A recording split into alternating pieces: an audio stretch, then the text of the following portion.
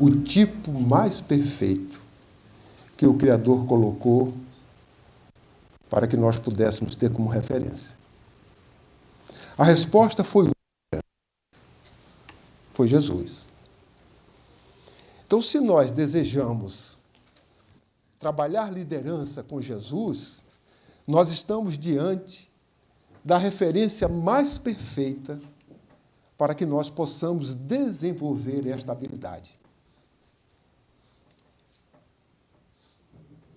Com certeza, se nós realmente estudarmos, compreendermos, entendermos Jesus e procurar nele aquilo que ele nos trouxe neste aspecto como modelo e guia, porque a humanidade hoje já existe literatura, milhares de livros, não feito pelos religiosos, mas pelos estudiosos da personalidade de Jesus, que de forma laica foram estudá-lo. Que homem é este? Que em 3 anos nada escreveu, mudou a face do mundo, o mundo não pôde caber na contagem de tempo, botou ele como referência, disse que é antes dele, depois dele. 3 anos ele falou, tudo que falou ele exemplificou. Aqueles que o seguiram foram perseguidos, mortos, e quanto mais se matava, mais cresciam os seus seguidores. Ele começou sozinho, escolheu 12, numa diversidade, porque ele escolheu quem iria negá-lo, ele sabia. Escolheu quem iria traí-lo, ele sabia. Escolheu um daqueles que não era aceito pelo povo porque era cobrador de imposto, ele sabia. Escolheu um que só acreditava vendo, porque tudo questionava.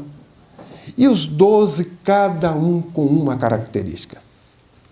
Preparou-os e depois, quando tinha 70, deu-lhes condições para que eles saíssem, divulgassem e, ao mesmo tempo, praticassem atos que ele tinha praticado. E, por último, quando ele aparece, já pela última vez, diante de 500, 2.000 anos depois, a Terra tem em torno de 7 bilhões e 200 milhões de habitantes encarnados. Bilhões são seguidores dele. Isso é uma liderança. Porque os demais líderes da face da Terra, em todas as áreas do saber, com todo o respeito que temos a eles, se juntarmos todos, é uma pálida ideia diante de Jesus, que hoje sabemos que é modelo e guia, e que é o governador da terra, graças às revelações que a doutrina espírita nos traz pelas mãos abençoadas das mediunidades. Então, Jesus, hoje, já é conhecido pela humanidade, não como na Idade Média, que trouxe a figura do crucificado, continuando e permanecendo crucificado desde o Gólgota, sem retirá-lo do crucifixo. A doutrina espírita é a única que retira, coloca no nosso meio. Vemos ele como um cidadão, como um espírito imortal, cumprindo uma missão para que nós pudéssemos, como espíritos rebeldes, que esquecemos, abandonamos as leis divinas, rememorá-las e ter o maior exemplo de amor que a humanidade já teve. Porque antes dele se falava em amor, exemplificava amor, jamais o amor em excelência como ele nos trouxe. E se formos elencar todas as atividades da Terra, ele é modelo e guia. Porque a literatura que existe diz que é o maior psicólogo, é o maior administrador, é o maior líder. E assim vamos classificando o maior médico. E quando vamos estudando, entendendo, verificamos que realmente foi, é e continuará sendo. Pela sua estatura moral, por ser um espírito crístico, que há quase 5 bilhões de anos, 4 bilhões e meio de anos. E se nós formos diluir isso, explodir esses bilhões de anos em séculos, em dias, vai dar cada vez mais números que para nós são números estratosféricos, números grandiosos. E ele já era Cristo naquela época. Então, a liderança com Jesus nos assegura que nós estamos diante de um modelo, de um guia, que se nós realmente formos fiéis àquilo que ele nos trouxe, certamente teremos êxito nas nossas atividades como líderes. Então, isto é uma referência que nós não podemos esquecer. Como espíritas, trabalhadores, cientes de que temos ele como modelo e guia. Jesus, na sua vida, sempre aproveitou o mínimo para produzir o máximo. Isso é um exemplo. Aquele que deseja praticar a liderança tem que conhecê-lo, para poder até imitá-lo. Naturalmente, dentro da zona de compreensão da imperfeição de cada um de nós, porque ainda não temos condições de aproveitar o mínimo para fazer o máximo como ele fez. Mas poderemos aproveitar o mínimo para fazer o máximo dentro das nossas competências e habilidades. Ele também, com 3 anos de apostolado, acendeu luzes para milênios. Nós não fazemos isso em 3 anos, nós podemos fazer em 3 décadas, em 40 anos, em 50 anos. Porque quando cada um de nós que aqui estamos, temos mais de 10 anos de atividade na doutrina. Será que estamos acendendo luzes? Fazendo algo? É uma referência que nós não podemos esquecer. Apenas com uma pregação na montanha, milhões de almas ele inspirou para a vida eterna. Lembramos até hoje do Sermão da Montanha. Das bem-aventuranças. Será que as nossas falas, como líderes, se desejamos ter uma liderança com Jesus, se assemelha a algo parecido? Será que nós estamos realmente, nas nossas falas, levando o amor, a esperança, demonstrando a vida futura, porque como espíritos imortais que somos, e sabendo que somos, mas infelizmente temos o conhecimento, mas não temos a imortalidade. Porque sabemos que somos imortais, mas não agimos como imortal. Jesus, ele agiu como imortal. Mas mesmo neste caminho, nós poderemos fazer algo, mesmo que seja uma luz muito pálida, inspirar alguém de uma forma muito singela, mas já é o início de alguém que está exercitando uma liderança, tendo-o como referência. A esmola de uma viúva, ele converteu numa lição imperecível de solidariedade. Quando a viúva chega lá e bota aquele denário, todos pensavam que eram aqueles sacos de dinheiro que ali estavam, que tinha mais valor. Mas ele ensinou, mostrando que não é a quantidade. É aquilo que nós tiramos de nós. É aquilo que nós doamos para o outro.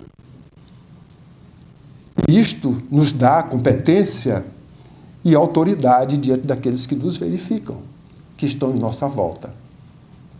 Isso nos faz líderes, porque é um esforço de tirar algo de nós para dar, por menor que seja, do que doar algo que está sobrando, que não nos faz falta.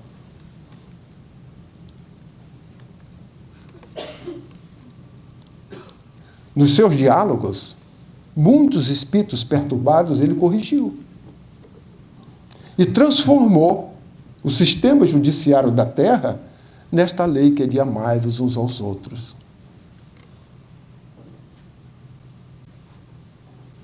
Será que nos diálogos que nós estamos tendo com os outros, espíritos não desencarnados, mas encarnados, nós estamos praticando as perturbações que os outros fazem, corrigindo com amor? Se nós desejamos ter liderança com Jesus, nós precisamos pensar nestas coisas. Porque o convite é muito sério.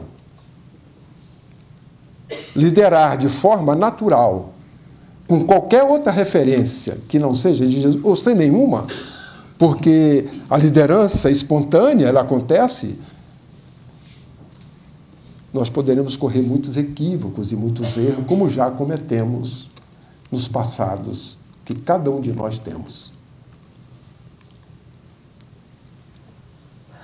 Alguém diz assim, de 5 pães e 2 peixes, ele alimentou milhares. E nós? Poderemos alimentar também? Se nós desejamos ser líder com Cristo, não esqueçamos que naquele momento, quando o discípulo chegou para ele e falou, mestre, como nós vamos alimentar todas essas pessoas? Eu imagino, porque o Sermão da Montanha é uma poesia. Apesar de ter centenas de pessoas, e ele estar numa montanha, que não é muito grande, e se tinha vento, um fenômeno natural é, se o vento está nesta direção, os que estão atrás ouvem com mais intensidade do que aqueles que estão à frente. Mas a sua mensagem, a suavidade, a melodia, a poesia, foi ouvida por todos, independente. Mas alguém pode dizer assim, mas o vento não havia, estava parado naquele momento. Se estivesse, todos poderiam ouvir na mesma intensidade. Mas numa montanha, pessoas distantes, para que se diga um sermão como é o da montanha, que é uma poesia, eu não imagino Jesus gritando, bem-aventurados para aquele último lá, está ouvindo. Ele deve ter dito numa voz suave, melodiosa, e que todos ouviram pela sua autoridade moral e pela manipulação dos fluidos naturais, para que todos pudessem ouvir da mesma forma, na mesma intensidade, na mesma suavidade, e fosse tocado nas suas células mais íntimas. Então, na hora que o discípulo chega para ele e diz assim, mestre, como alimentar? Ele faz uma pergunta, o que tens? Ele responde, poucos peixes, poucos pães. E Jesus continua o trabalho, não se preocupa. Isso é importante porque Jesus perguntou o que tens. Eles disseram assim, temos migalhas. Jesus, ótimo. Se dissesse, não temos nada, nada vezes infinito é nada. E nada não multiplica nada. Mas migalhas podem ser multiplicadas. Então nós temos migalhas. Podemos também alimentar como ele alimentou, desde que o nosso propósito seja sincero. Utilizando a fortaleza da prece, nós podemos, com as migalhas nossas, de 2 ou mais pessoas reunidas, orar.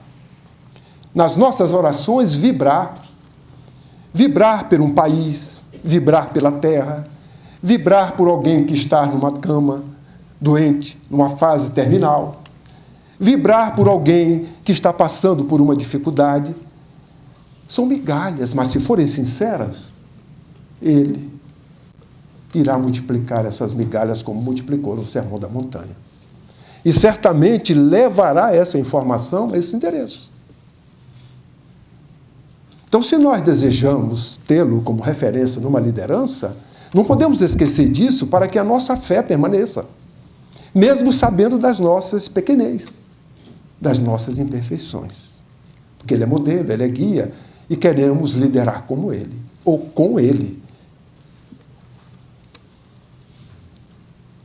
Um Zaqueu, que era bem intencionado, ele traçou um programa edificante para os mordomos da fortuna material. Naquele momento, ele mostrou que a riqueza não é uma coisa ruim, é uma coisa boa, desde que este empréstimo dado pelo Criador seja colocado de forma adequada, produzindo bens e serviços para atender à necessidade daquele, já que tudo é um empréstimo. E é uma das provas mais difíceis. Nós poderemos também, nas nossas lideranças, entender as dificuldades de quem tem e quem não tem. Mas ele, como líder, poderá nos ajudar nas nossas lideranças, a ajudar aqueles que têm boas intenções e que, às vezes, têm bens materiais, mas não têm uma referência. Da atitude de um fariseu orgulhoso. Extrai a verdade que confunde os crentes menos sinceros. Quantas vezes ele, que lidava com aqueles que eram os seus inimigos. Porque os fariseus eram uma classe que, como doutores da lei, estudavam como os demais, os saduceus, etc. Cada um estudava a lei mosaica e interpretava a sua maneira. E para eles a verdade era aquela que eles interpretavam. Os fariseus não admitiam nada que contrariasse, nada de novo.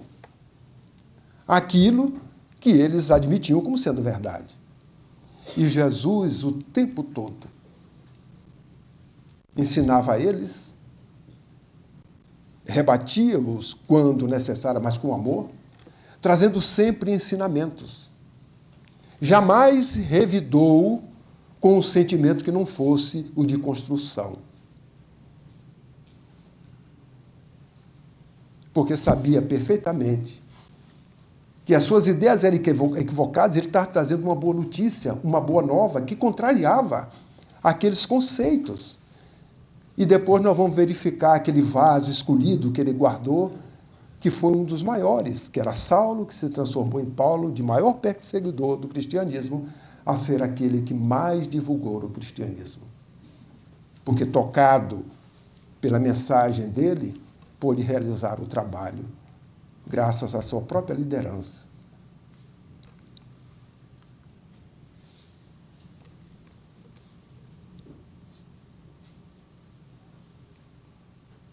Nós poderemos também curar? Sim, talvez não curemos o físico. Mas como líderes, dando confiança, tendo fé, demonstrando pelos atos, pelas atitudes, quantas pessoas nos observam e pelas nossas ações mudam, curam, não fisicamente, mas curam de outras atividades. E nós poderemos fazer isso como médico. Vou lhes contar um fato. O Nestor Mazotti, presidente da FEB, desencarnando. O seu corpo se encontrava naquele momento que antecede ao enterro propriamente dito.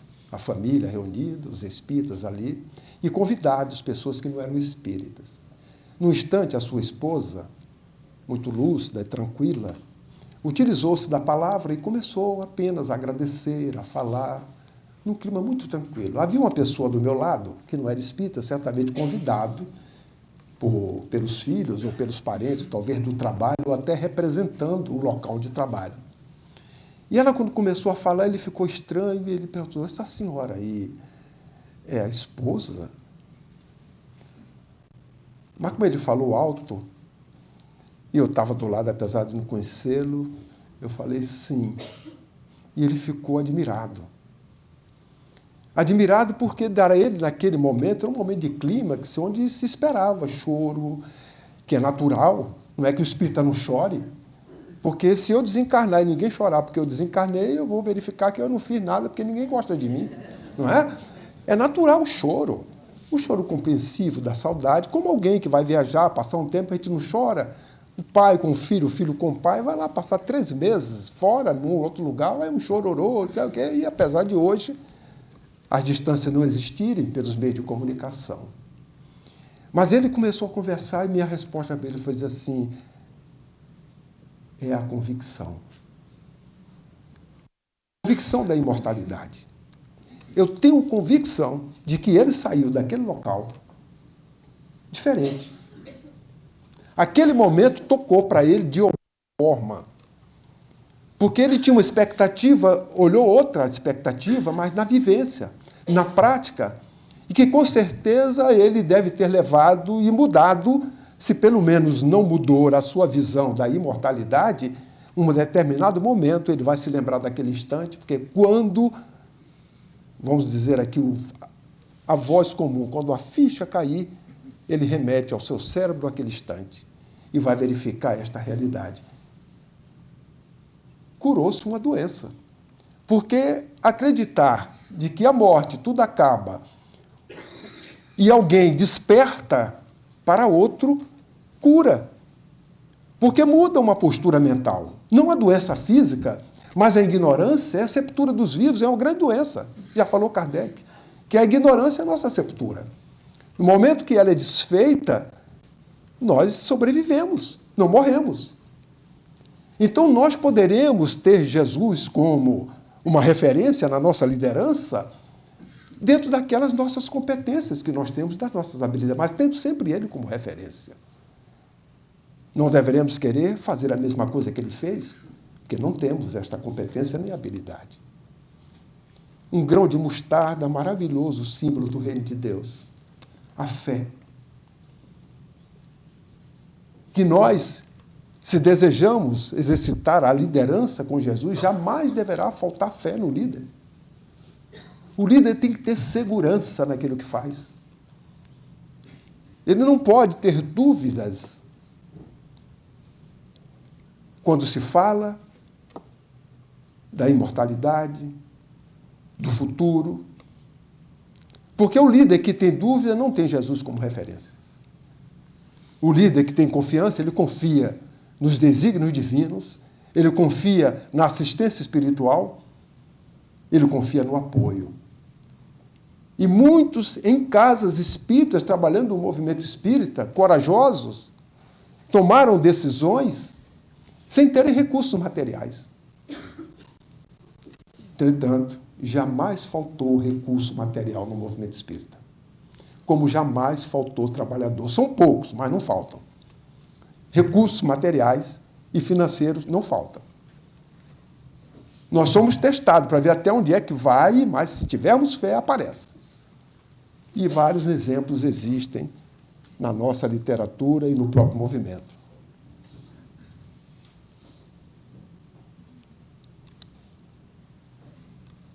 Cada atitude de Jesus é um momento, é um modelo, seja de liderança, seja de administração, seja de maior em qualquer coisa da área do saber. Por isto, que este tema, no meu entendimento, foi uma feliz escolha para um momento como este, para que nós possamos refletir. E o nosso intuito não é de palestrar, mas é de fazer reflexões, porque o que eu estou trazendo são reflexões que eu faço.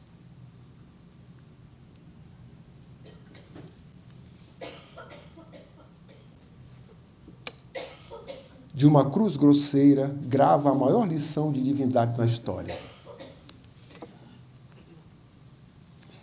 O momento da cruz, que não foi entendido pelos hebreus, porque a chamam de covarde, ele veio ensinar um outro tipo de vitória. Porque a vitória que os homens conhecem é aquela que, após a guerra, as matanças, as lutas, o vencedor adentra ao seu estado, à sua cidade, ao seu país, e é ovacionado por todos porque ganhou a guerra. Ganha medalha, elogios, mas em compensação destruiu, responsabilizando-os perante as leis divinas. E Jesus veio me ensinar um outro tipo de vitória, porque o reino não era desse mundo. Veio me ensinar a fidelidade ao Pai, porque ele não veio para atender aos homens nem às tradições dos homens. Ele veio para atender ao Pai. E a sua liderança é tão importante, a sua confiança, que ele sabia que naquele momento não seria entendido. Mas ao longo do tempo, que é o Senhor da razão, cada vez mais ele seria entendido como é. Por isso que hoje somos bilhões de seguidores dele. Porque à proporção que as nossas consciências vão aumentando, alargando-se, nós vamos entendendo Jesus de outra forma. E querendo ter um modelo de liderança semelhante a ele. Graças a Deus que isto é uma referência. Enquanto líder, Jesus nada impôs. Não há no Evangelho Jesus, enquanto líder, impondo alguma coisa. Ele jamais violentou a consciência de qualquer ser humano. Respeitou-a pelo exemplo ou aguardando o momento do seu despertar. não julgou e não condenou. Não há registro de julgamento de Jesus para qualquer outro. Quiseram lhe colocar uma cilada, trazendo uma mulher adúltera para que ele julgasse. Eu não conheço um adultério com menos de 3 pessoas. Se alguém conhecer, por obséquio, me avise para eu não repetir esse erro. Porque para que haja adultério tem que ter um casal.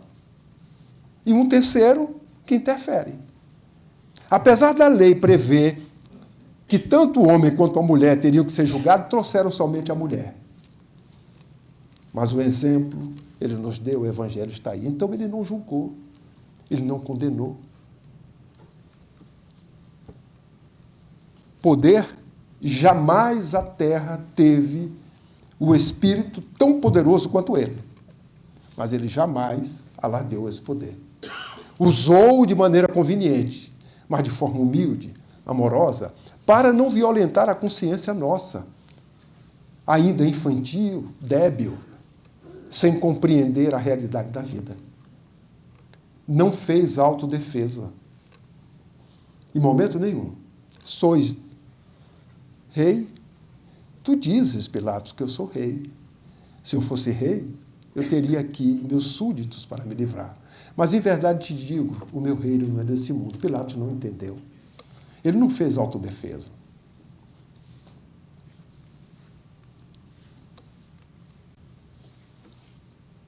Jamais observou-se nos registros tanto do Evangelho quanto destes, como o livro Boa Nova e outros que nos trazem informações mais detalhadas da vida do Cristo, ele envolvido com discussões estéreis. Se a nossa liderança quer ser com Jesus, pensemos.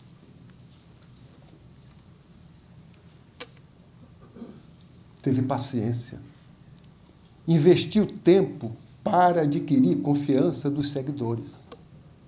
Às vezes, tem pessoas que estão conosco no trabalho, no movimento espírita, ou mesmo em casa, ou mesmo no trabalho laboral para a sobrevivência, e nós não temos tempo. Não temos tempo. O nosso tempo a gente corta, evita, ou faz uma série de coisas. Essa é uma liderança, mas não é com Jesus, porque Jesus investiu tempo para que aqueles que o seguissem tivessem confiança. Repassou o conhecimento e afirmou que seus seguidores eram capazes de fazer mais do que ele.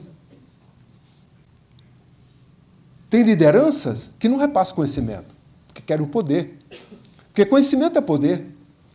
Se eu tenho, eu mantenho. Não aconteceu isso com os egípcios? Porque haviam aqueles que eram os iniciados, conheciam mais do que a plebe. Mas esse conhecimento mantinha para si, para aqueles iniciados. Moisés foi o único que veio democratizar depois aquilo que ele aprendeu com os iniciados. Porque ele passou a mostrar, a conhecer aqueles que estavam sendo liderados por ele. Ele não deixou o conhecimento só para si, para manter o poder.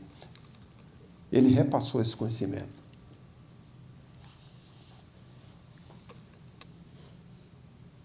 Os seus discípulos foram preparados, desde o início. Quando ele fez o convite aos 2 primeiros, a partir daquele instante, ele começou a falar para eles para que eles fossem fiéis ao Pai. Ensinou-os a fidelidade ao Pai. Depois, durante as conversações, foi dizendo para eles para a construção do reino de Deus dentro de si. E a conversa de Jesus, a partir do primeiro instante que fez a escolha do seu apostolado, foi construindo em cada um deles a capacitação. Porque ele sabia que aquele grupo, adredemente preparado antes do nascimento, teria um papel após o seu regresso ao plano espiritual. E o capacitou. Se a nossa liderança é com Jesus, nós estamos fazendo isso?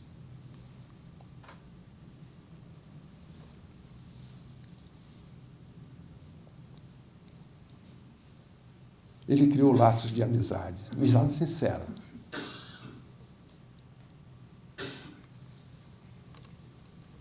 delegou responsabilidades. Nós, hoje, como líderes no movimento espírita, nós estamos partilhando essas responsabilidades? Nós estamos no século XXI.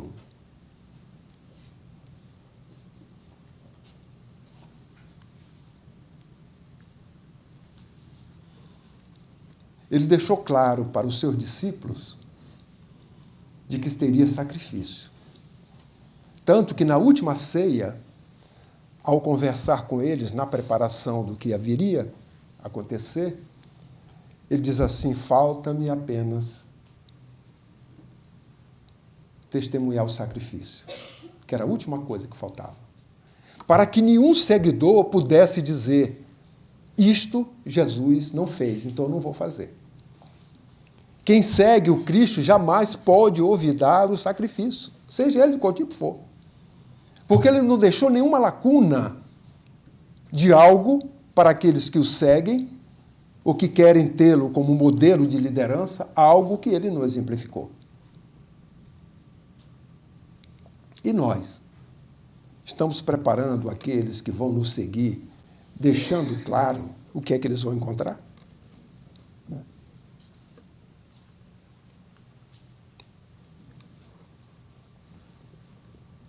Confiança, respeito, isto ele deixou entre os seus. O amor recíproco. Jesus respeitou a todos. Tinha momentos que na intimidade eles perguntavam para Jesus. E Jesus respondia à parte. Aí depois, quando estava a multidão, porque ele sabia que aquela pergunta era de interesse para todos. E o livro Boa Nova é muito claro nisso. Quando estava diante da multidão, aí ele falava sobre aquele assunto e dava aquele olhar e aquele sorriso para o discípulo que no dia anterior ou no momento havia perguntado sobre aquele assunto. Aí o discípulo entendia, porque ele respeitou, não falou que o problema era do discípulo, mas ao mesmo tempo respeitou, como respeitou também que aquele conhecimento não era exclusivo dele. Era um conhecimento que necessitava ser dado para todos. E no momento apropriado, ele levou o conhecimento para todos na frente daquele que questionou, e ele veio entender o ensinamento que Jesus trouxe. Houve sempre o respeito, houve o apoio mútuo, houve a confiança. Ele confiou sempre. Até naquele que o traiu, porque na última ceia, ele destaca aquele que o traiu e diz assim: vai e faz o que tem que fazer. E aqueles outros não sabiam, porque ele disse que alguém ia trair, e imaginava que Judas, naquele momento, porque era quem tinha uma sacola com dinheiro, era que tratava das finanças, queria comprar alguma coisa que talvez faltasse para a ceia, ou queria fazer alguma coisa que Jesus já havia mandado, mas ele sabia exatamente o que Jesus estava dizendo, tanto que não notaram a sua falta, e ele foi fazer o que tinha que fazer. Mas ele respeitou o livre-arbítrio e a escolha equivocada daquele que assim fez. Isto é importante para quem quer ser líder como Jesus ou com ele.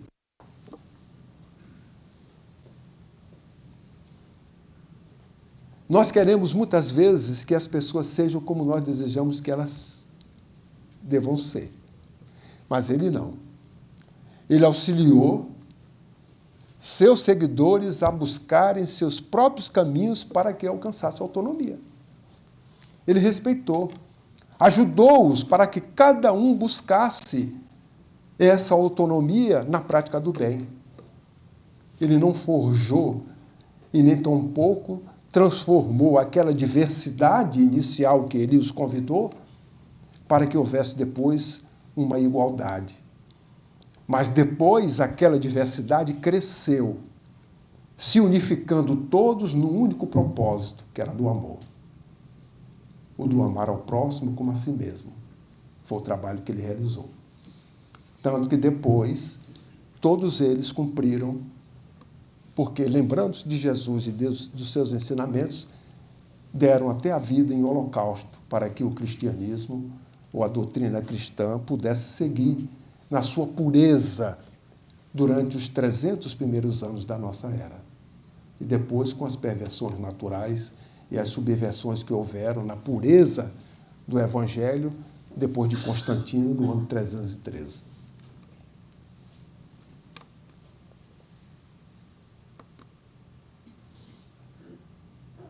Nós trabalhamos em equipe. Hoje nós não podemos escolher, porque quem escolhe é através, talvez, de uma eleição, não é? De um momento na casa espírita, que nós estamos numa liderança. Mas nós estamos trabalhando em equipe. Por que a gente fala em união? A equipe é um feixe de varas. Então, o nosso trabalho tem que fazer isso. Se não somos uma equipe, nós temos que trabalhar para que a equipe seja formada. Porque a equipe formada perde-se a personalidade. Mas o trabalho ele passa a ser constante, institucional. Por isso que o trabalho com Jesus é impessoal, mas ele é comum a todos. Quem quiser trabalhar com Jesus, colocando o seu personalismo, está enganando a si e enganando aqueles que acreditam que ele está trabalhando com Jesus. Porque o trabalho com Cristo é impessoal. Quem aparece é ele.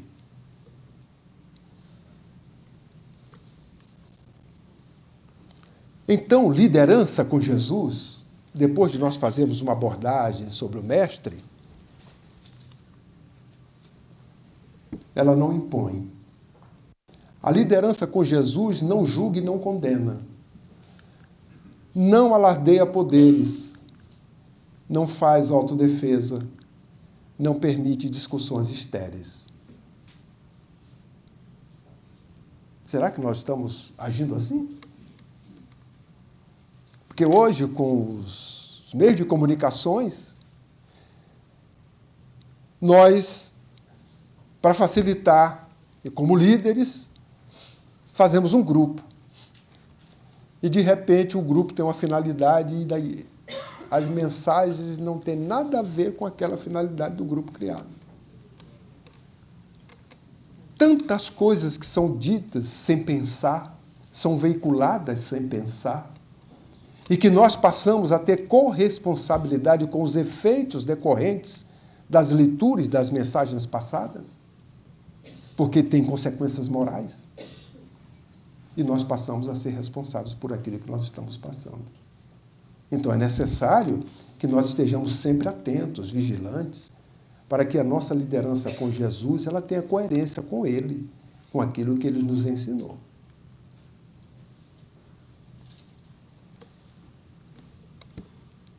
Um líder que não tem tempo para ouvir e nem para investir nos demais, ele não ganha confiança. Ele está sempre ocupado, alguém quer falar, não tem tempo.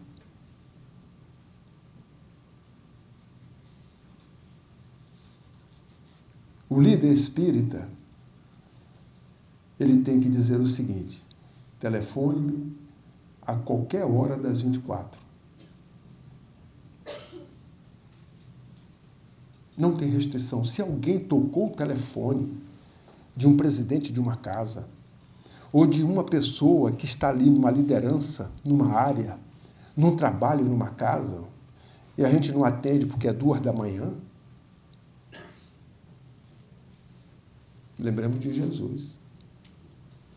Ele foi procurado, mas atendeu. Quando as irmãs do leproso o procurou, ele não atendeu na hora, porque ele não foi lá. Ele só foi horas depois para tirar Lázaro de onde se encontrava. Mas atendeu-as. Ele não disse: olha, agora não fala não, que só vou atender amanhã você me fala. Ele não fez isso. As ouviu, tranquilizou-as e continuou trabalhando, porque ele sabia que só o dia seguinte que ele ia atender. E elas é que ficaram na expectativa: mas Jesus não vai lá, está morto lá, como é que ele está aqui assim? Aí na hora certa ele foi, mas atendeu. Construir liderança com Jesus não é fácil.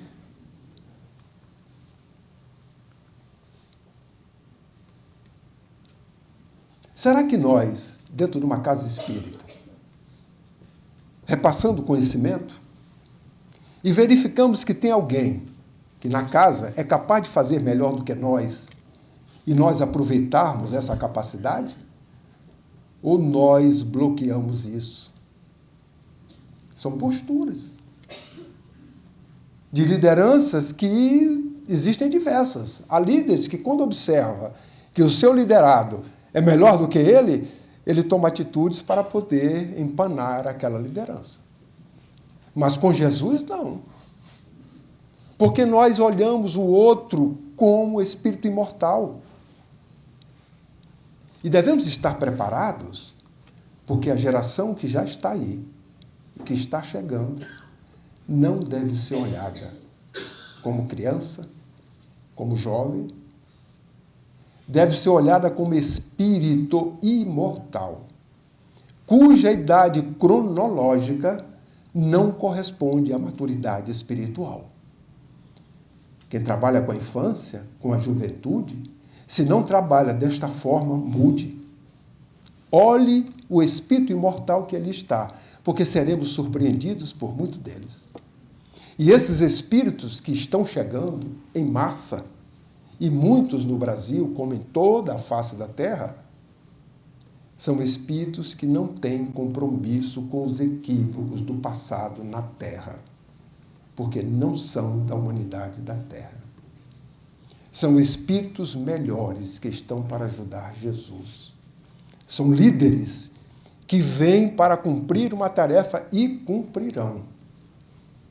Com valores morais que nós é que devemos olhar os nossos recursos morais, intelectuais e perguntarmos: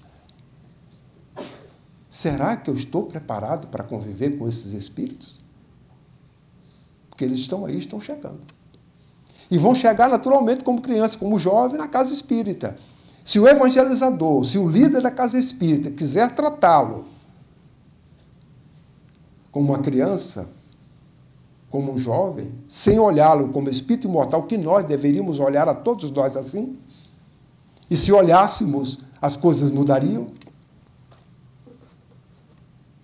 Imagine, faça uma experiência na família.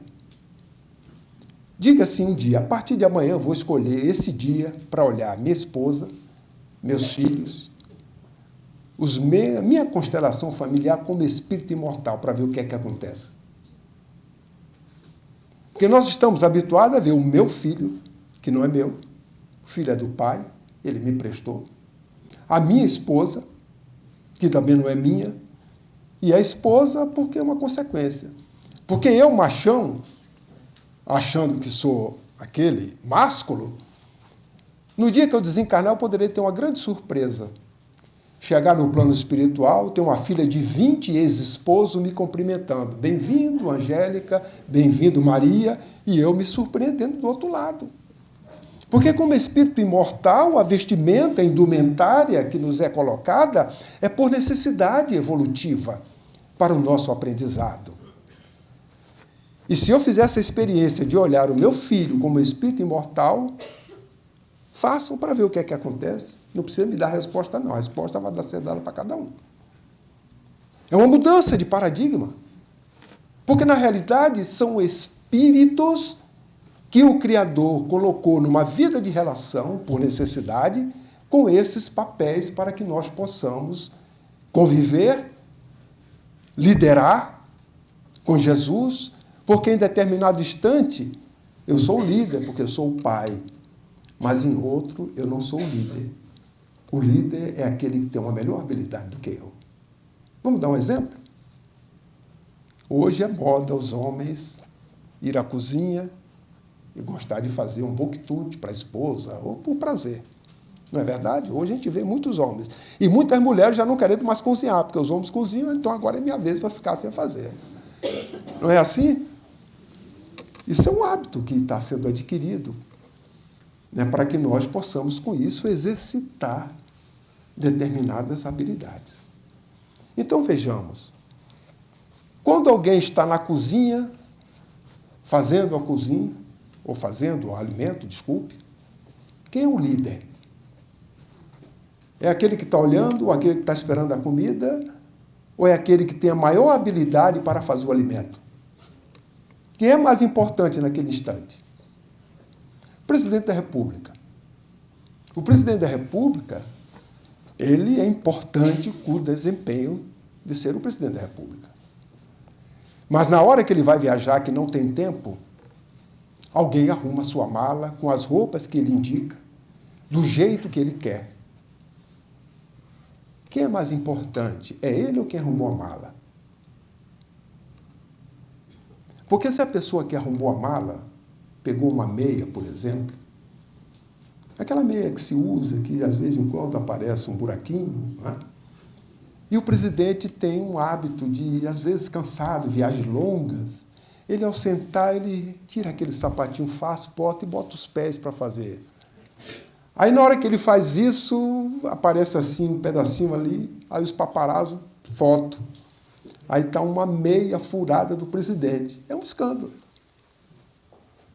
Por desatenção de alguém que teria que ser líder naquele momento, para pensar no outro, no bem do outro, para cuidar do outro, e não o fez, porque acha que mais importante é o presidente.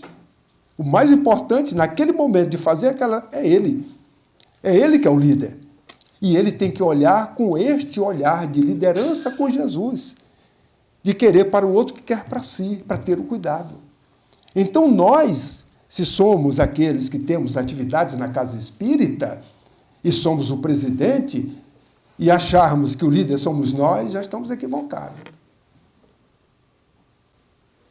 Porque a verdadeira liderança com Jesus se dá pelos exemplos que se dá. E na hora que eu estou fazendo uma atividade, o exemplo que eu dou, pela habilidade que eu tenho, naturalmente essa liderança ela surge. Mas é preciso que ela tenha referências sólidas, baseadas em leis morais. Observe que no movimento espírita há uma preocupação muito grande de fazer multiplicadores. Agora, o que é que nós estamos fazendo aqui? Nós estamos sendo capacitados. Se alguém está vindo aqui para chegar em Laguna, ver uma paisagem bonita, porque está num local bonito, não é isso que nós viemos aqui. Nós viemos aqui para nos capacitar, trocar experiências. Alguém trazer algo, refletirmos e sairmos daqui com algumas experiências que nos capacitou para desempenhar as atividades que nós temos, cada um de nós.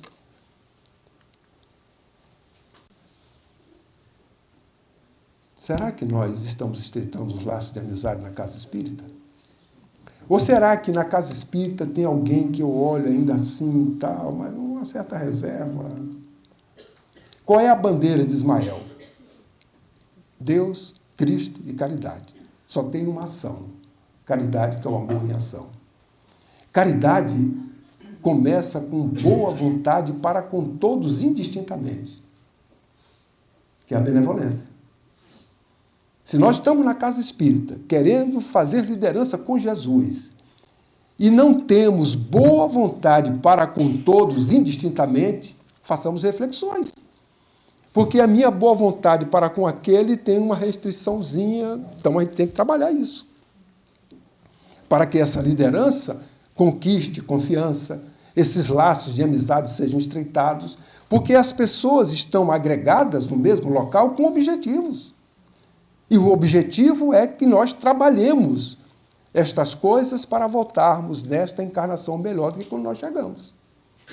E é nesse trabalho com essas diferenças que existem entre nós que nós precisamos trabalhar, como ele nos ensinou. Que nós devemos amar uns aos outros como ele nos amou.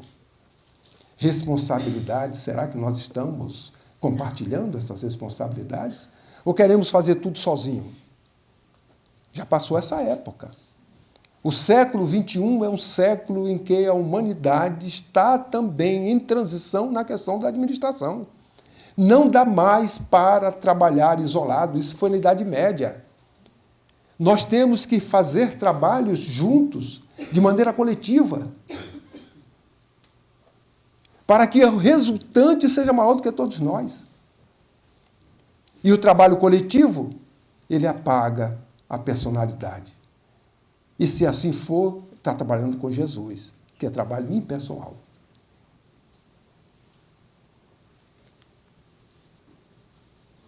Qual é a recompensa que nós, como líderes, estamos dizendo para aqueles que vão nos seguir ou continuar o trabalho? Será que nós estamos aclarando a eles? Será que eles têm consciência de que o trabalho realmente é sacrificial? Não é o sacrifício do holocausto lá dos cristãos que deram a vida. Mas nós temos sacrifício. O nosso sacrifício é muito mais perigoso do que o deles. O deles era, sois cristãos? Sim. Ou se eram pegos em flagrante, porque estavam nas catacumbas, eram presos, no momento seguinte, os seus corpos eram dilacerados, ou queimados, ou enforcados, ou crucificados, e estavam sendo recebidos no plano espiritual por Jesus e pelos Espíritos, por ele prepostos, ali preparados para receber. Ninguém de nós vai ficar preso eternamente, vai ser levado a qualquer sacrifício nos dias de hoje, que evoluímos.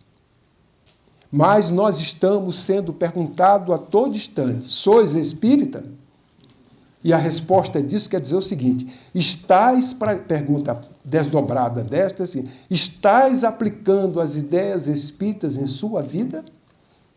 Porque o espiritismo não precisa de mudanças. O espiritismo não precisa de alterações. O espiritismo não precisa de discussões mais do seu conteúdo, ele precisa de reflexão sobre ele. Mas o que o espiritismo está precisando nos dias de hoje é de testemunho. E nós estamos discutindo muita coisa, testemunhas muito pouco. Por isso que no movimento espírita, entre as lideranças, existem muitos interesses, muitas opiniões, mas poucas reflexões. E nós precisamos refletir sobre esses aspectos, principalmente quando colocamos Jesus como referência. A confiança, o respeito mútuo é um investimento. Auxiliar aqueles que estão trabalhando conosco, para que eles busquem os seus próprios caminhos e tenham autonomia. Nós precisamos observar para ver as habilidades daqueles, os caminhos que eles desejam seguir e ajudarmos a eles fazerem isso. Para que eles possam, no futuro, trabalhar naquilo que tem habilidade para que sejam líderes, já que a liderança, ela também é desenvolvida. Tem a liderança natural, mas também tem a liderança que é desenvolvida.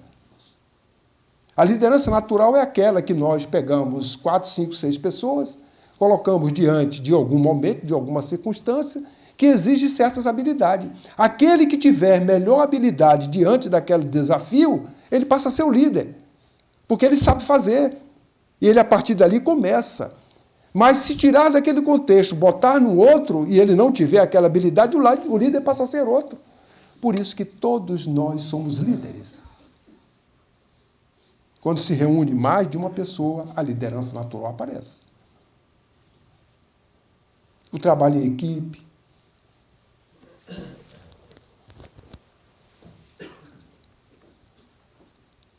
Será que nós estamos procurando praticar a lei de justiça, amor e caridade?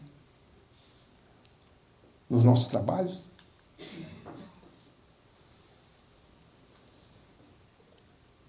Quando o trabalhador está fazendo o seu trabalho, os esforços que ele está empreendendo, será que é reconhecido por nós? Alguém disse que não precisa dizer nada porque está dando elogio. Não, não é elogio. O reconhecimento, nós podemos reconhecer sem dar elogio. Nós podemos reconhecer dando mais trabalho.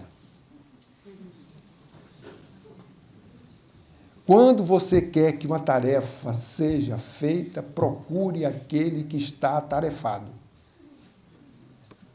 Dê para ele que vai fazer.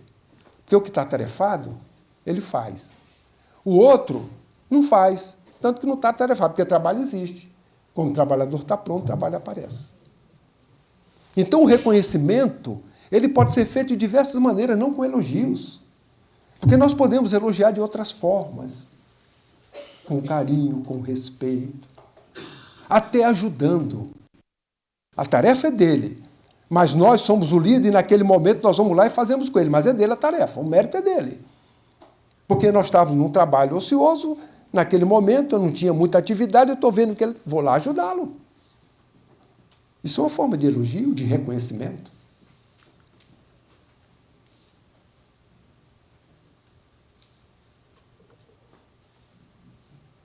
Isso é uma pergunta que nós temos que fazer.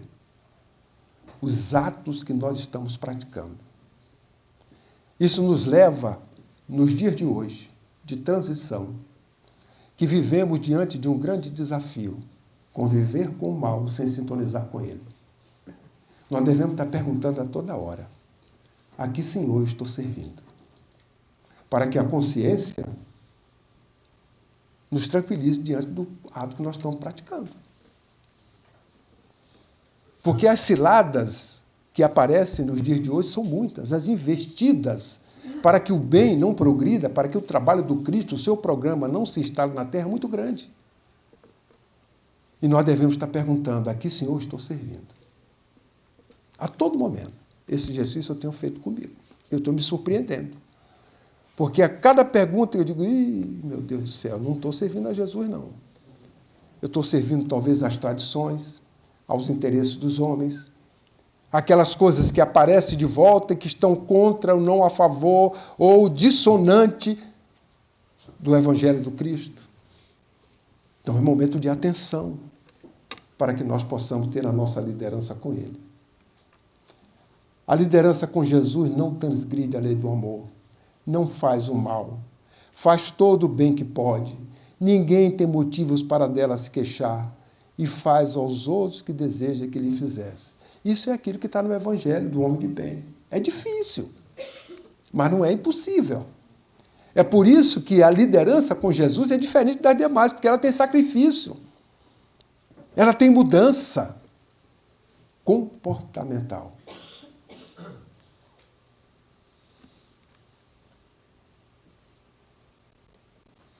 Isso é uma coisa constante, né? É o trabalho de caridade, de amor ao próximo, que nós devemos fazer. O espírito Ismael, em 1873, na sua comunicação única, que é conhecida por nós, ele disse assim, onde estiver essa bandeira, Deus, Cristo, caridade, eu aí estarei. Quem quiser ter Ismael junto de si, pratique caridade. E caridade começa com boa vontade para com todos. Se nós olharmos assim, olha, não, eu tenho boa vontade para quem quer que seja, até que aquele que diz meu inimigo, então já exercitei bem. Qual é o próximo passo? Eu vou partir agora para a indulgência. Os defeitos dos outros estão me incomodando, eu estou criticando, se eu já venci isso, agora eu vou partir para o exercício do perdão, no verdadeiro sentido do perdão. Porque a Joana de Anjos nos diz que às vezes a vida de relação nos traz situações tão drásticas que perdoar é muito difícil. Fala tão forte, então não tem problema. Então tenha compaixão. Aí não dizer, eu não posso perdoar, mas compaixão. Mas as coisas é tão duras que diz assim, não dá nem para ter compaixão. Ele diz assim, então desculpe. Desculpe, tá. Então você lá, eu cá. Já é um sinal de perdão. Já é um caminho para chegar ao verdadeiro perdão que Jesus nos ensinou. Então, por isso que é um esforço, é um sacrifício que nós devemos fazer para que Ismael esteja conosco, porque a nossa bandeira é Deus, Cristo e caridade. Já que o Cristo deu a ele a responsabilidade de ser o governador do Brasil, desse país que nos acolhe, para que pudesse divulgar o Evangelho a toda a humanidade. E ele está cumprindo esse papel. Porque no ano de 2010, numa pesquisa feita, o Brasil era o segundo país mais cristão da face da Terra. Perdia para os Estados Unidos porque essa é uma relação população com aqueles que são seguidores de Cristo. A população dos Estados Unidos é a nossa de hoje, à época era 200 e poucos mil. A nossa população era menor. Então nós tínhamos quase 90% de brasileiros cristãos. Eles tinham 72% de americanos cristãos. O valor absoluto dos 72% era maior do que o nosso 90%, em função justamente da quantidade de habitantes. Então o programa do Cristo está sendo feito.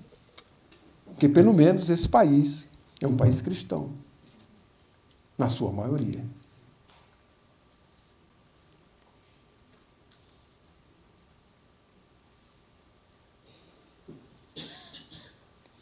Certa feita eu estava conversando com a minha esposa, ela preocupada. E ela falou assim, mas eu doei aquilo, e ela, depois que doou, esperava uma gratidão da pessoa. Que a pessoa pelo menos desse um obrigado, alguma coisa. Aí eu me lembrei disso aqui, ó, fazer o bem pelo bem, sem qualquer retribuição. Aí eu pergunto, foi o que eu respondi para ela, você deu para a pessoa? Deu. Se você deu, não é mais seu. É da pessoa. A pessoa faz o que quer e você não tem direito a fazer nada, a não ser que você emprestasse. Se você emprestasse, você ainda era detentora de algo que também não é seu, porque tudo é do pai. Somos apenas usufrutuário. Mas no momento que você pegou algo e doou para alguém, acabou o seu problema. Aquela pessoa que passa a ser responsável pelo usufruto daquilo. O que ela vai fazer não precisa dar satisfação a ninguém. Porque às vezes os pais, alguma coisa, cede para os filhos, aí depois quando vai na casa, espera que aquela coisa que deu, o filho estivesse usando. Aí o filho olhou aquilo com a esposa e disse, olha, esse negócio aqui era muito velho de papai e mamãe, vamos doar para alguém, ou vendeu, aí quando a gente chega lá, cadê? Olha o objeto, aí cria uma certa, não é? Certa situação Não podemos ser assim. Como líderes, que todos nós somos, com Jesus, esse ensinamento tem que ser praticado. A liderança com ele tem que ser bondosa, humanitária, benevolente, indistintamente. Não pode ter distinção. Eu sou bondoso, essa liderança aqui, aqueles que trabalham melhor, nós vamos ser mais bondosos, e os que não trabalham, aí agora é ferro e fogo. Não pode ser assim. Porque Jesus tratou os desiguais de forma desiguais. Mas ele procurou construir aqueles que eram doentes. Porque ele procurou os que precisavam de remédio e deu remédio. Porque os sãos ele nem tratou. Mas os doentes ele procurou ajudar e fazer e tratar todos. Então a mesma coisa somos nós. Na nossa liderança, nós temos que olhar todos como irmãos da humanidade.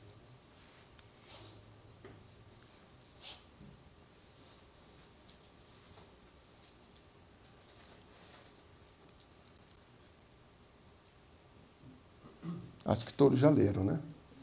Porque a riqueza é uma prova como outra qualquer, mas é a mais perigosa. Porque nos dá condições a entrar em equívocos que não foi aquele o nosso compromisso que fizemos. Por isto, que nós, como líderes, e tendo a liderança com Jesus, devemos considerar o poder da riqueza como um depósito para que gere bens, gere serviços, ajude ao próximo. Porque se aquela riqueza foi construída por nós, chegou à nossa mão, tem uma razão. Papai do céu nos deu para uma experiência porque nós somos capazes de administrar bem. Se não administrarmos bem, nós vamos responder por isso. Mas somos capazes de tê-la. A mesma coisa a pobreza. Se eu tenho pobreza, eu não posso ter inveja do outro porque eu preciso passar por aquela situação.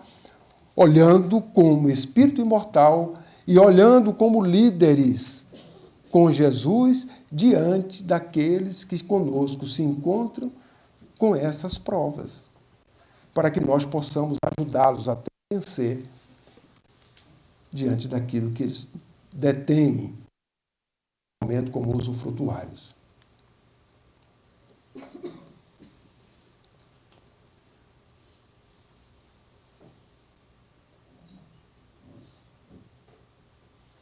Eu vou só ressaltar uma palavra aqui, autoridade.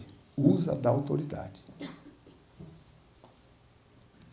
Amanhã nos foi solicitado pela Esther para que nós possamos falar um pouco sobre o desenvolvimento dessas habilidades da liderança.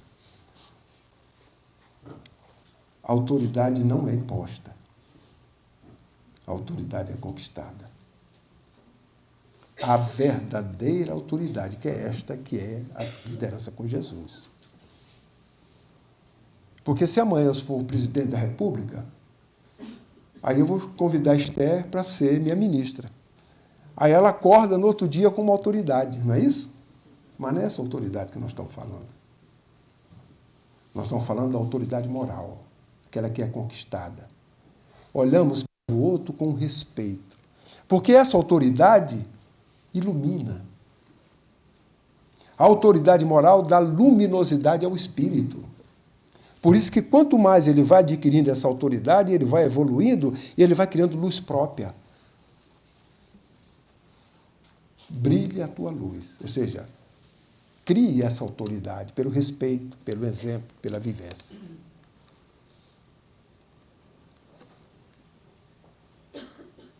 Isso aqui é a benevolência. E na benevolência, quem é que tem pecado aí que não vai tirar pedra? É por isso que nós não podemos ficar olhando o outro e vendo o lado negativo do outro. O líder com Jesus, ele vê o lado bom do outro. E incentiva esse lado bom. Porque o lado que não é bom, só cabe ao outro corrigir. Quem de nós corrige o problema do filho que é desviado? Quem de nós corrige o problema do pai ou da mãe que tem desvios? Ninguém.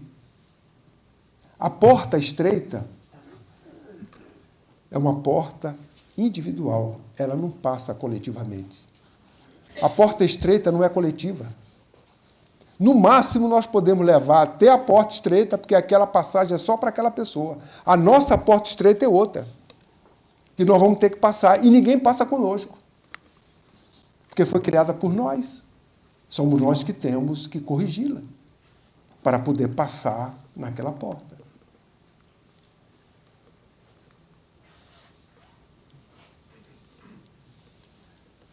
Essa liderança, ela não pode ter esse sentimento de vingança, tem que perdoar as ofensas. É a caridade. Liderar com Jesus é ser caridoso.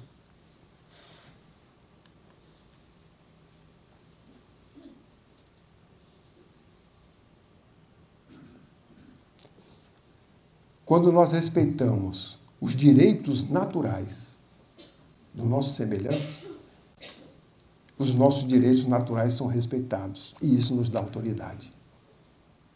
Porque o outro observa que houve um respeito e, naturalmente, ele nos respeita. Por isto que a liderança, ela é uma conquista, é um exercício diário de esforço de autoiluminação, para que este respeito seja criado pela autoridade construída.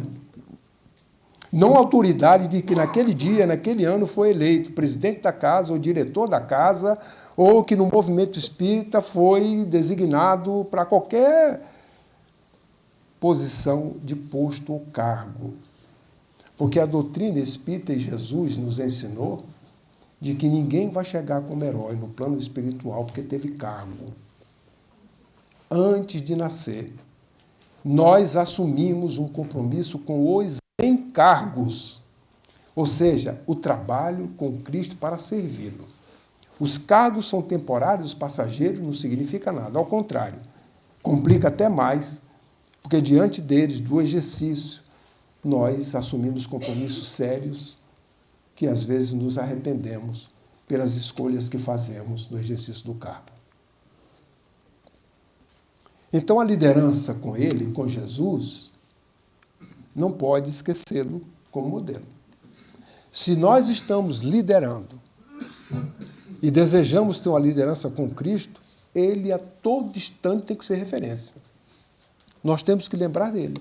Mas por que lembrar dele? Por causa disso. Ninguém exerceu com tanta influência sobre as pessoas como ele. E liderança, exercer a influência sobre o outro. É por isso que ela não é imposta, ela é conquistada.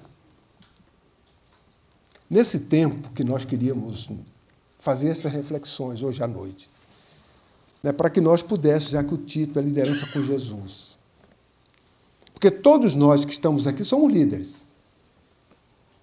Se achamos que não, pensemos que somos. E se desejamos exercer essa liderança como modelo e guia da humanidade, que está aí para ser seguido por todas as criaturas, iniciemos esse processo não apenas na atividade na casa espírita, mas na nossa vida. No trabalho nós somos líderes, não porque somos chefes, Porque tem muitos subordinados que são mais líderes do que o próprio chefe. Na parte comportamental. No lar, nem sempre o líder são os chefes de família, os pais. Há determinado momento que a liderança são dos filhos. Outro momento é da esposa. Outro momento é do esposo. Então, essas lideranças acontecem em função das circunstâncias e das habilidades que cada um tem desenvolvida para poder. E isso é que vai criando na vida de relação o respeito mútuo por aquilo que o outro faz, que o outro é capaz de fazer. Aí o respeito. Então, a liderança com Jesus, ela não se restringe apenas às atividades que nós desempenhamos no meio espírita, na casa espírita. Ela é para a nossa vida. Aonde nós estivermos, se tivermos coerência com esta doutrina que veio nos ensinar a vida de relação, nós vamos construir essa autoridade. A doutrina espírita veio para ensinar os homens a se relacionar. É por isso que quando Kardec responde à pergunta, o que é o espiritismo? É uma ciência nova, que ao mesmo tempo é uma ciência de observação e a doutrina filosófica. Como ciência prática, vem nos ensinar a relação que existe entre os espíritos. Espíritos somos nós, os encarnados. Então a doutrina espírita vem ensinar a relação entre nós, os encarnados. Como é que eu me relaciono com o meu semelhante encarnado? Ela veio dar a chave, como é que nós devemos viver, conviver. Ela também ensina a relação que existe entre os desencarnados, porque no plano espiritual, a doutrina espírita existe, por isso que os espíritas se denominam espíritos espíritas. Porque também ela serve para que os espíritos convivam de maneira fraterna, como ela nos ensina a conviver aqui. E nos ensina também a relação que existe entre ambos os planos da vida. Ela veio para nos ensinar como é que nós relacionamos com os desencarnados. E como é que os desencarnados se relacionam com os encarnados. Isso é uma ciência prática. Por isso que o laboratório da doutrina espírita, a sua parte científica, tem como laboratório a mediunidade. É no ambiente mediúnico que nós aprendemos essa vida de relação entre ambos os planos da vida. É na vida comum que nós aprendemos a vida de relação uns com os outros, encarnados. E quando desencarnarmos, nós vamos aprender a vida de relação, tendo como referência essas leis que são divinas, naturais e que valem em qualquer lugar dos universos. Agora, como doutrina filosófica, aí ela nos ensina todas as consequências morais resultantes dessas relações. Então, a relação que nós temos uns com os outros aqui tem consequências morais. Se eu desrespeito o outro, esse desrespeito tem consequências morais que eu sou responsável. Se eu convivo com o outro, respeitando-o, as consequências morais também existem, só que são favoráveis. E é isso que a doutrina espírita vem nos ensinar. Nós, como espíritas, se praticarmos as ideias espíritas, nós estaremos naturalmente praticando a caridade. E se estivermos praticando a caridade, naquilo que nós tivermos habilidade, junto de outros, a liderança natural surge, mas ela surge com Jesus. Porque, naturalmente, os nossos atos, eles são reflexos dessas atitudes que nós estamos praticando coerente com os ensinamentos que a doutrina nos traz. Em síntese, a liderança com Jesus é aplicar os ensinamentos que ele nos deixou e que a doutrina espírita hoje traz a chave fácil para nós entendermos ele como modelo e guia no seu evangelho que nos trouxe há 2000 anos atrás. Se nós vivenciarmos isto, criamos autoridade e nas habilidades que nós teremos, junto com outros, a liderança natural surge e as nossas ações estão com ele, somos líderes E a nossa liderança é com Jesus. Se estamos no meio espírita, isso acontecerá. Independente se temos cargos ou não. Se estamos no lar, isso acontecerá. Na via pública, isso acontecerá. No trabalho laboral para a sobrevivência, isso acontecerá. Então, que nós possamos lembrar sempre dele, para que as nossas ações representem essa liderança tão desejada por ele, para que um dia nós façamos o que ele fez e até muito mais, como ele nos ensinou. Então, que Jesus nos abençoe nesses momentos que nós passamos, nessas reflexões, para que nós possamos refletir sobre esses pontos e, naturalmente, ao longo do dia de amanhã, que teremos a oportunidade de continuar o trabalho pela programação que foi estabelecida, de dobrarmos mais esses assuntos no outro momento que teremos para falar sobre ele e também nas próprias discussões naturais, teremos a oportunidade de diálogo, de perguntas, respostas, etc. Então, a nossa gratidão pela oportunidade que a Federação nos trouxe, nos dá.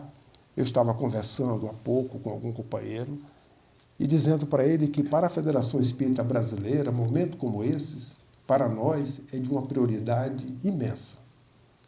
Porque é um momento que nós temos a oportunidade de estar juntos, não a pessoa física, mas a instituição que nós representamos, com o movimento espírita, com as casas espíritas, com aqueles que têm o papel de levar à casa espírita, porque o nosso trabalho como movimento espírita é todo ele voltado para a finalidade da casa espírita. Nós não trabalhamos para a Federação Espírita Brasileira, nós não trabalhamos para as federativas, e neste estado para a Federação Espírita do Estado de Santa Catarina, catarinense. Nós trabalhamos para a finalidade do movimento espírita, que é a finalidade da casa espírita. Porque quem faz a sinergia do movimento espírita é a casa espírita. É ela que executa as atividades. E no momento que nós somos convidados, é uma maneira de nós dialogarmos isto. E também daqueles que estão mais próximos da casa espírita, entenderem esta relação que existe, que não é hierárquica, mas é de compromisso espiritual, respeitando aquilo que o Pacto Áureo nos colocou desde 1949, a autonomia administrativa das instituições e a liberdade. Mas entender o papel da própria Federação Espírita Brasileira, da Federação Espírita do Estado, das uniões, no caso daqui das URIs, em outros estados com outras denominações, mas todos nós trabalhando para aquele centro espírita, que muitas das vezes nem compreendem este trabalho que é realizado. Por isso, o grande esforço que todos nós fazemos para que esta consciência chegue às lideranças destas casas. Porque é através desta forma que nós criamos a união e que fortalecemos a unificação. Não há unificação sem união. E a união se faz com esclarecimento, com encontros como este, com conversas como essa, com sinceridade de propósitos, para que esse entendimento se faça com transparência, com clareza. E é por isso que nós, da Federação Espírita Brasileira, ficamos muito gratos e agradecemos nessa oportunidade esse trabalho de reflexão, não de palestra, que não viemos aqui para isso, mas com esse trabalho que procuramos trazer-lhes, porque é o esforço que nós também fazemos no nosso dia a dia, na Federação Espírita Brasileira, todos nós que lá estamos, para praticarmos esta liderança com Jesus, que ainda não somos capazes de fazê-la com a propriedade, mas sim estamos nos esforçando para que ela possa ser praticada. Um dia por nós, ou por aqueles que estão chegando, que terão condições melhores do que nós de praticá-la com mais propriedade. O sono é apenas para o descanso do corpo. O espírito emancipado, ele participa de atividades no plano espiritual e que em encontros como esse, os benfeitores aproveitam para nos alertar sobre alguns aspectos que nós não lembramos, mas que ficam